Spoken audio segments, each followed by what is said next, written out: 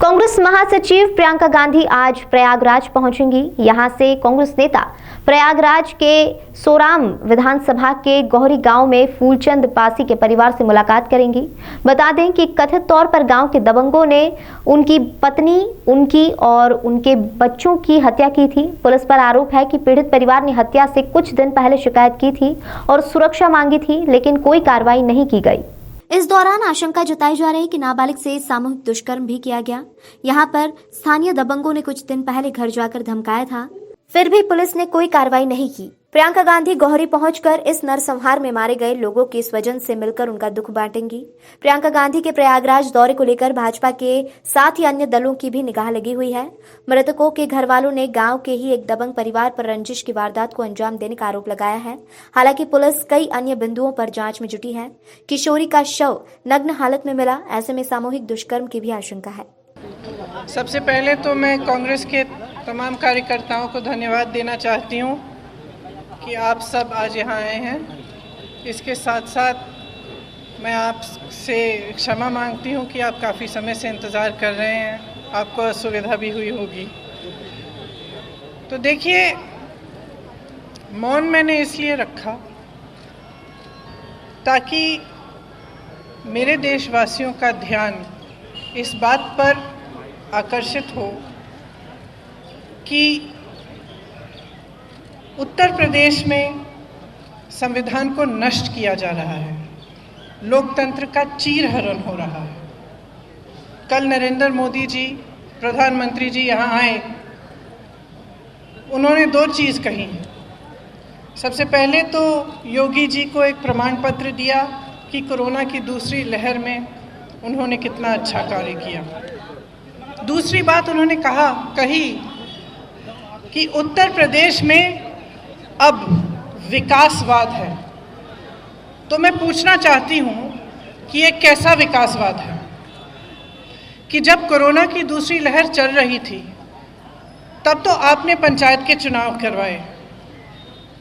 उस समय कितने लोग कोरोना से संक्रमित हुए, कैसी व्यवस्था थी आपकी, कितने अध्यापक कोरोना से कितनों की मृत्यु हुई।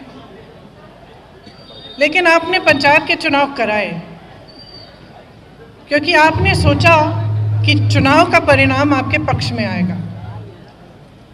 आपके पक्ष में उस तरह आपके इच्छा अनुसार नहीं आया। तो अब जब जिला पंचायत के अध्यक्षों और ब्लॉक प्रमुखों का चुनाव है तो आपने हिंसा फैला दी। आपका प्रशासन, आपकी पुलिस उम्मीदवारों का अपहरण कर रही है। उम्मीदवार नामांकन पत्र भरने जा रहा है, आप उसको उठा के ले जा रहे हैं। नामांकन पत्र फाड़े जा रहे हैं। जो महिला उम्मीदवार हैं उनको मारा पीटा जा रहा है, उनके वस्त्र खींचे जा रहे हैं। तमाम जिलों में प्रशासन धमकी दे रहा है सदस्यों को कि किसको वोट देना चाहिए। कहीं पे बम फूट रही है, कहीं पे आप हिंसा करा रहे हैं, गोली मरवा रहे हैं। क्या हो रहा है इस प्रदेश में? और क्या आप सोचते हैं कि जनता मौन रहेगी, विपक्ष मौन रहेगा, कोई कुछ नहीं कहेगा? इस तरह की जो अराजकता उत्तर प्रदेश की सरकार खुद फैला रही है, वे इसीलिए कर रही है क्योंकि ये पूरी तरह से नाकाम रही है। कोरोना की दूसरी लहर में इनकी व्यवस्था एकदम खत्म थी। आज प्रमाण पत्र मिल रहे हैं उनको अपने ही प्रधानमंत्री से।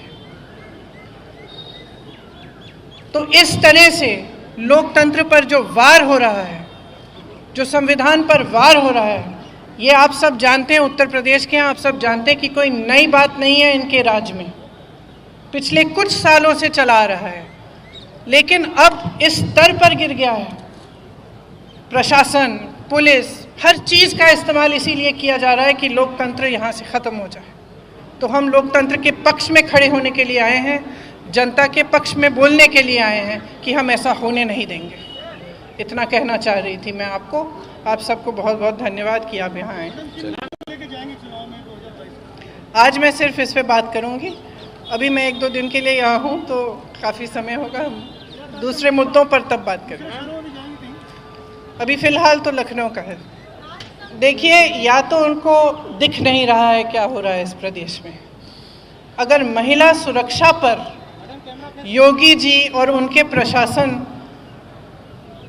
को वो प्रशंसा कर सकते हैं, तो आप महिला हैं, आप जानती हैं कि यूपी में क्या हो रहा है। हम सब ने देखा है कि क्या हो रहा है। कितनी बार हम यहाँ आए हैं, हमने प्रदर्शन इसलिए किया है क्योंकि महिला इस प्रदेश में पूरी तरह से असुरक्षित है। उसके लिए क्या किया है इस सरकार ने? अभी मैंने बताया कि मुद्दा यही था कि लोकतंत्र पर वार हो रहा है, संविधान को नष्ट करने की पूरी कोशिश हो रही है और सरकार खुद कोशिश कर रही है और उनके पीछे मोदी जी का हाथ है, जो आकर यहाँ पे उनकी प्रशंसा कर रहे हैं, उन्हें बधाई दे रहे हैं पंचायत चुनाव के लिए, जबकि पंचायत चुनाव में पूरी तरह से हिंसा इन्होंने फैलाई है और अराजकता होने दी है। धन्यवाद।